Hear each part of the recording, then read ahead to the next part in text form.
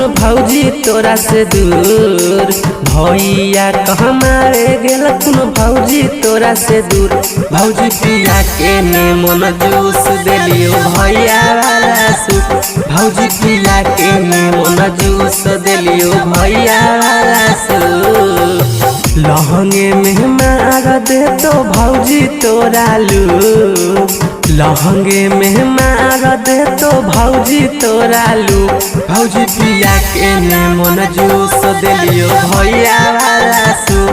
भौजी पिया के नेमन जूस देलियो भैया वाला सूप। भौजी पिया के नेमन जूस। भौजी पिया के नेमन juice. Music director Dharmendra Raj. भौजी पिया के नेमन जूस। आधी आधी रात में भौजी हमारा बोलाबो हो। चूसनी धराई के भौजी हमारा चूसाबो हो।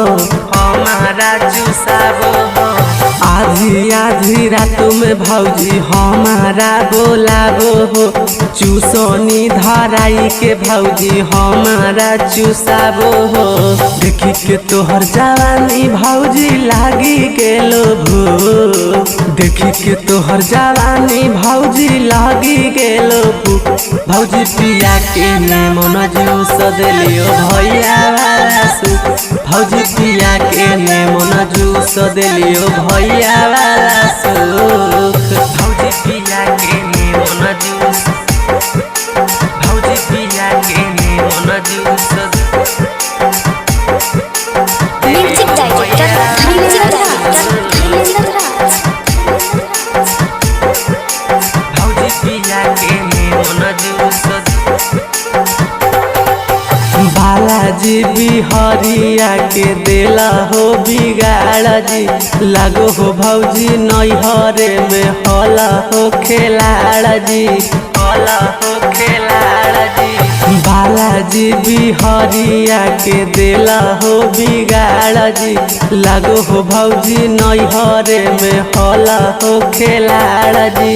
हमरे से खोला वो हो खो चोली वाला हो। हमरे से खोला वो हो खो चोली वाला हो। भौजी पिया के नेमन जूस देलियो भैया वाला सूप। भौजी पिया के नेमन जूस देलियो भैया वाला सूप।